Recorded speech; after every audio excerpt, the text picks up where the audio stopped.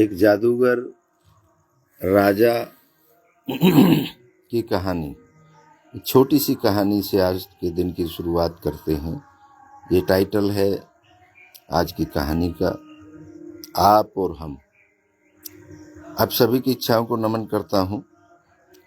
एक कहानी की शुरुआत करते हैं। एक बहुत बड़ा जादूगर था जो छोटे छोटे कार्यक्रम करता था, कहानी सुनाता था, दिखाता था, लोग बड़े खुश होते थे। करते करते जिंदगी में बहुत पैसा उसने कमाया, लेकिन उसने सोचा कि रोज रोज छोटे छोटे काम करने से बढ़िया है एक ऐसा काम कर दिया जाए जो फिर काम करने की जरूरत ही ना पड़े, एक बड़ा सा काम कर दिया जाए। तो वह राजा के दरबार में गया जादू दिखाने के लिए। तो सारा दरबार बैठा था, राजा बैठा था। तो उसने क्या किया कि राजा का मुकुट ही गायब कर दिया। जब राजा का मुकुट गायब हो गया तो राजा को बड़ा गुस्सा आया। राजा को लगा कि इसने तो मेरी बेइज्जती कर दी। अब राजा की बेइज्जती हो गई तो राजा को जब गुस्सा आया तो राजा ने वजीर को आदेश दिया कि इसे 7 दिन के लिए काल कोठरी में डाल दिया जाए और 7वें दिन इसको फांसी की सजा होगी। जादूगर अब भी मुस्कुरा रहा था। लोग घबरा गए कि तो जादूगर पागल हो गया है, मौत की सजा सुन के ये पागल हो गया है कि राजा के सामने अभी भी मुस्कुरा रहा है। मुस्कुरा रहा था जादूगर को, कोई फर्क नहीं पड़ा। काल कोठरी में डाल दिया गया। अब काल कोठरी में जब डाल दिया गया तो राजा जादूगर की घरवाली उससे मिलने के लिए आई। बोली, आप रोने लगी कि आप तो मर जाओगे 7 दिन बाद। तो जादूगर वहां भी मुस्कुरा रहा था। बोला, अभी तो 7 दिन बाकी है, देखिए कुछ न कुछ अच्छा होगा। अब वो घरवाली भी ये सोचने लगी कि ये पागल हो गया है, मौत की सजा सुन के ये पागल हो गया, सटिया गया है, इसको भय ही नहीं है, क्या हो जाएगा, राजा के कब्जे में है, 7 दिन राजा के इसमें रहेगा कस्टडी में और 7वें दिन फांसी हो जाएगी। तो फिर खैर वो चली गई और परेशान होकर चली गई कि अब तो ये मरना तय है, क्योंकि वो राजा का रूल था कि जिसको फांसी की सजा देता था उसे कभी माफ नहीं करता था। अब 7वें दिन राजा ने सोचा कि चलो जादूगर से मिलके आता हूँ और देखता हूँ उसकी क्या पोजीशन है, क्या अभी भी मुस्कुरा रहा है या परेशान है। तो पहुंचा राजा घोड़े पर सवार होके। देखा तो जादूगर ने देखा कि राजा घोड़े पर सवार होके आ रहा है। तो जादूगर रोने लग गया। तो राजा ने कहा, भाई देखा, मौत को देख के तो अच्छे अच्छे रोने लग जाते हैं। तो उसने कहा, नहीं राजा, मैं अपनी मौत को देख के नहीं रो रहा हूँ। मरना तो सबको है, आपको भी मरना है, मुझे भी मरना है, सारी दुनिया को मरना है। मैं रो इसलिए रहा हूँ कि मैं एक घोड़ा ट्रेंड कर रहा था और अब वो घोड़ा ट्रेंड नहीं होगा और मैं जल्दी मर जाऊंगा। आज मर जाऊंगा। कह रहा, क्या कर रहा था घोड़े के साथ? उसने कहा, एक उड़ने वाला घोड़ा बना रहा था और उसमें 1 साल में वो जो मेरा घोड़ा है वो इतना ट्रेंड हो गया है कि 1 साल बाद वो उड़ने लग जाएगा। राजा के दिमाग ठनका। उसने कहा कि अगर ये उड़ने वाला घोड़ा मेरे लिए बना देगा, मैं ले लूंगा इससे, तो फिर मैं किसी भी युद्ध को जीत जाऊंगा, फिर तो मैं हार ही नहीं सकता, क्योंकि जमीन पे घोड़े चल करके जो युद्ध किया जाता है उसमें तो हार भी जाते हैं, लेकिन अगर मेरे पास उड़ने वाला घोड़ा होगा तो फिर तो कोई दिक्कत ही नहीं है। खैर उसने कहा कि भाई मैं तेरे को 1 साल के लिए मोहलत देता हूँ और तू वो घोड़ा उड़ने वाला मुझे दे दे। उसने कहा, आपके लिए तो तैयार कर रहा था, मैं क्या करूँगा उड़ने वाले घोड़े का। बोला, ठीक है, छोड़ दो भाई इसको। अब वो जादूगर अपने घर चला गया। घर जाके देखा तो सारे रिश्तेदार बैठे थे, उनकी घरवाली रो रही थी और सब रिश्तेदार परेशान थे कि आज मर जाएगा। जादूगर को देख के एकदम सब सकते में आ गए। तो उन्होंने कहा कि अरे भैया ये कैसे छोड़ दिया राजा ने, कि राजा का तो आज तक रूल था कि वो किसी को छोड़ता ही नहीं है, इसे कैसे छोड़ दिया। तो उसने कहा कोई बात नहीं, अब राजा हमारा कुछ नहीं कर सकता, आप मस्त रहो, खुश रहो। वो सब लोग अपने अपने घर चले गए, रिश्तेदार वगैरह, यार दोस्त जो आए हुए थे। अब उसकी घरवाली बोली कि ऐसा क्या कर दिया आपने, क्या कह दिया राजा को कि जो राजा ने आपको छोड़ दिया। उसने मुझे छोड़ा नहीं है, 1 साल का पीरियड लिया है मैंने और एक उड़ने वाला घोड़ा राजा को देना है। उसने कहा उड़ने वाला घोड़ा कहाँ से लाओगे? उसने कहा कहीं से नहीं लाना, और ना कोई उड़ने वाला घोड़ा होता, और मैंने राजा को सेट कर दिया है, ठीक कर दिया है। बोले अच्छा, वो कैसे पॉसिबल है? तो उसने बोला कि अरे अभी तो 1 साल है, 1 साल में पता नहीं क्या से क्या हो जाएगा, तुम घबराओ मत, 1 साल का पीरियड है, खुश रहो, आनंद में रहो, कोई दिक्कत नहीं है, और राजा ही हमें सामान भी देगा, पैसा भी देगा। तो उसने राजा को अगले दिन वो फिर दरबार में पहुंच गया। राजा से बोला कि राजा साहब, उस घोड़े के लिए कुछ खाना पीना और उसकी ट्रेनिंग के लिए कुछ इक्विपमेंट्स की ज़रूरत है। राजा ने बोला बोलो क्या चाहिए? उसने कहा जी 1000 अशरफियाँ चाहिए। तो राजा ने वजीर को बोला कि 1000 अशरफी दे दो इनको। वो 1000 अशरफी लेके गया और अपना खूब खा पी मौज करते रहे।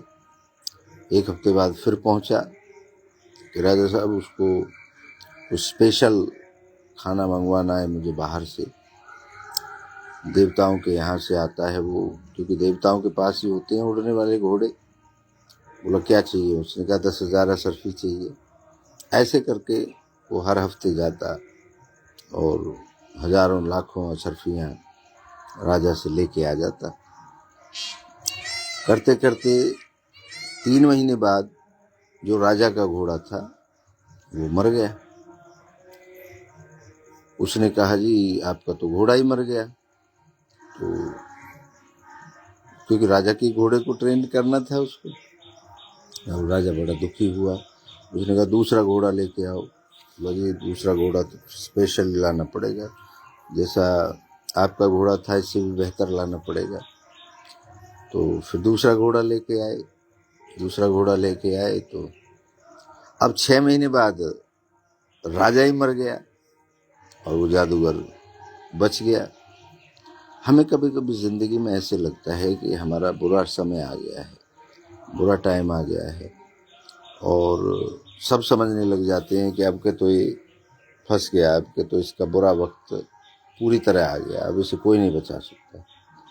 लेकिन समय एक एक सेकंड आपके पास होता है, आप उन सेकंडों में अपने आप को बचा सकते हैं अगर आपके पास बुद्धि है तो।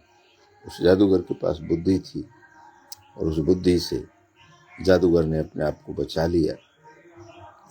वैसे ही हमारी ज़िंदगी में होता है, जब आपको ऐसे लगने लगे कि अब सब कुछ ख़त्म हो गया है, तो फिर एक चिंगारी आपके जीवन में आएगी और वो आपको निकाल करके ले जा सकती है।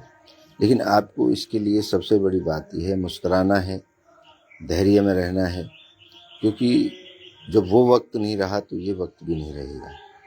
डटे रहिए अपनी ज़िंदगी में, अपने हर मुकाम आपके सामने फीका पड़ जाएगा, आपके सामने आ जाएगा। जो आप चाहते हैं, जो आपकी इच्छा है वो पूरी हो जाएगी। लेकिन आपको उसके लिए अपने बुद्धि का, अपने धैर्य का, अपने विवेक का इस्तेमाल करना है। तो कल हमारे पास कई जगह से फ़ोन आए थे। इस बार फ़ोन दूसरे तरीके के आए। एक फ़ोन हमें बम्बई से आया था और जो हमारे जीवन के ऊपर, उन्होंने हमारे वीडियोस देखे होंगे जो हमने बातें कही अपने जीवन के बारे में, तो किसी डायरेक्टर की नज़र उस पर पड़ी और उसका फ़ोन आया था, जिन्होंने कई मूवी बनाई हैं, एक हॉलीवुड मूवी भी बनाई है, बॉलीवुड भी बनाई है, नाम अभी नहीं बताऊंगा आपको। तो उनका फ़ोन आया था और उन्होंने मेरे से बातचीत करी और उन्होंने मेरे से पेशकश की कि आपके जीवन पर हम एक मूवी बना सकते हैं अगर आप इजाज़त देंगे तो मैंने कहा मुझे क्या दिक्कत है, मेरे जीवन से अगर लोगों को इंस्पायरेशन मिलती है और श्योर मिलेगी, क्योंकि मेरी ज़िंदगी में बहुत ज़्यादा संघर्ष रहा। वैसे तो आप सबकी जीवन में एक संघर्ष है, रोज़ आप संघर्ष करते हैं, लेकिन मेरा जो संघर्ष रहा वो बिल्कुल अजीब तरीके का रहा। तो उन सब को कनेक्ट करके उस डायरेक्टर से मेरी 1 घंटे बात हुई फ़ोन पर ही। तो डायरेक्टर साहब ने कहा कि जी मैं दिल्ली आना चाहता हूँ, आपसे मिलना चाहता हूँ, अपने डेलीगेशन के साथ, अपने स्क्रिप्ट राइटर के साथ, और पूरी मूवी का हम एक खाका तैयार कर लेते हैं, या आप बॉम्बे आ जाओ। अब हम विचार कर रहे हैं कि हम बम्बई जाएं या उनको यहाँ बुलाएं। दूसरा एक फ़ोन आया था नोएडा से, वो परसों आया था, वो हमारे पुराने जानकार हैं जो छोटी फिल्में बनाते हैं। वो तो बड़ी फिल्में नहीं बनाते, लेकिन वो हरियाणवी, राजस्थानी, भोजपुरी फिल्में बनाते हैं। उनका भी फ़ोन आया था कि महाराज जी मैं सीरीज़ बनाना चाहता हूँ आपके जीवन पर। मैंने कहा बहुत बढ़िया है, मुझे क्या दिक्कत है, बनाइए। तो एक और फ़ोन हमारे चंडीगढ़ में रहते हैं, हमारे एक मित्र हैं, उनका न्यूज़ चैनल है, उनका भी फ़ोन आया और उन्होंने भी ये पेशकश की कि हम आप कहें तो एक मूवी बना सकते हैं। तो अच्छी बात है। और ये जो हमारी बदनामी हुई, इससे अगर हम घबरा जाते, परेशान हो जाते, दुखी हो जाते, तो शायद यहाँ तक हमारा ये बातें नहीं पहुँचती। क्योंकि ये जो हमारी बातें हैं, हमारा जो तरीका था, इसको पूरे देश के अंदर देखा गया है, इसके कोने कोने तक पहुँचा है और देश के कोने कोने में लोगों को हमारे बारे में जानकारी मिली है। तो ऐसा होता है कि कोई बुराई, अगर कुछ लोग आपकी बुराई करते हैं तो वो बुराई भी आपके लिए अच्छाई बन जाती है। हो सकता है जीवन का यहाँ से कोई और टर्निंग पॉइंट आए, हो सकता है कि जो हमारा प्रोजेक्ट आने वाला है, जो हमारा दर्शन हमने लिखा है, उनके लिए यहाँ से कोई हमें बेनिफिट मिले। हो सकता है कि उस दर्शन के लिए भी हम एक सीरीज़ तैयार कराएं, क्योंकि आजकल पढ़ना लोग कम चाहते हैं। आजकल लोग देखना ज़्यादा पसंद करते हैं, क्योंकि पहले लोग किताब पढ़ने का शौक़ था, आजकल सुनने का, देखने का ज़माना है। तो हो सकता है कि हम इच्छा पूर्ति दर्शन को भी अगर कोई हमें अच्छे आदमी मिल जाते हैं तो दर्शन को भी हम अपने उसमें सीरीज़ में कन्वर्ट करके और आप तक पहुंचाएं। कुछ भी पॉसिबल है। आज के ज़माना टेक्नोलॉजी का ज़माना है। जैसे मैं रोज़ाना आपसे बात करता हूँ, आपको कहानी सुनाता हूँ, अपनी बातें रखता हूँ, सबसे बड़ा साथी आज के ज़माने में ये टेक्नोलॉजी है। अगर ये टेक्नोलॉजी नहीं होती तो मैं अपने आप को कैसे आप तक पहुंचाता, कैसे साबित करता कि मैं निर्दोष हूँ, मेरे जीवन के बारे में आप सबको कैसे पता चलता। तो आप भी, मैं तो आपसे भी कहूँगा कि आप भी इस टेक्नोलॉजी का उपयोग करें। और हर व्यक्ति के अंदर कोई ना कोई एक कला छुपी होती है, उस कला को आप अपनी को प्रदर्शित कर सकते हैं अपने माध्यम से, किसी नाटक के माध्यम से। और जनता को क्या है, जनता को तो चाहिए आज इंस्पायरेशन के लिए तरह तरह की चीज़ें दुनिया खोजती है। और आज टेक्नोलॉजी के उससे हमें भी बहुत कुछ सीखने को मिला है और अपनी जो ज़िंदगी है उसके बारे में आप सब तक को बताने का भी मिला है। अपने काम में लगे रहिए, मैं तो यही कहूँगा। और ये दुनियादारी है, कुछ लोग कुछ तो लोग कहेंगे, लोगों का काम है कहना। तो घबराइए नहीं, लोग अगर आपके बारे में कुछ कहते हैं, चुपचाप अपने काम पे लगे रहिए। और एक दिन ये दुनिया जो आपको ये कहती थी, अब मैं परसों गांव में भी गया था और जाता हूँ रोजाना, तो वही लोग अब बदलने लगे हैं और लोग सफाई देने लगे हैं। महाराज जी हमें तो फलानो बुला के ले गो जी, नहीं तो हमारो खा मत लगो। हमें तो फलानो आदमी बुला के ले गो जी, हमारो खा मत लगो। महाराज जी हम तो देखो आपसे लाड करते हैं, प्रेम करते हैं, आप हमसे करते हैं। तो ऐसा नहीं होता, एक समय आता है जब आपको ऐसा लगता है कि सब लोग आपके खिलाफ हैं, लेकिन धीरे धीरे आपको पता लगता है कि सब लोग आपके साथ खड़े हैं। तो डरिए नहीं, घबराइए नहीं, जिंदगी यूं ही चलती रहेगी। लोगों के विचार बदलते रहेंगे, लोगों का समय बदलता रहेगा, लोगों के सोचने का तरीका बदलता रहेगा। तो आज के दिन की शुरुआत हमने एक कहानी से करी है। आई होप कि आपको ये कहानी पसंद आएगी और आपके जीवन में कुछ नया करेगी। आप सभी की इच्छाओं को एक बार पुनः नमन करता हूँ। आप सबकी जय हो।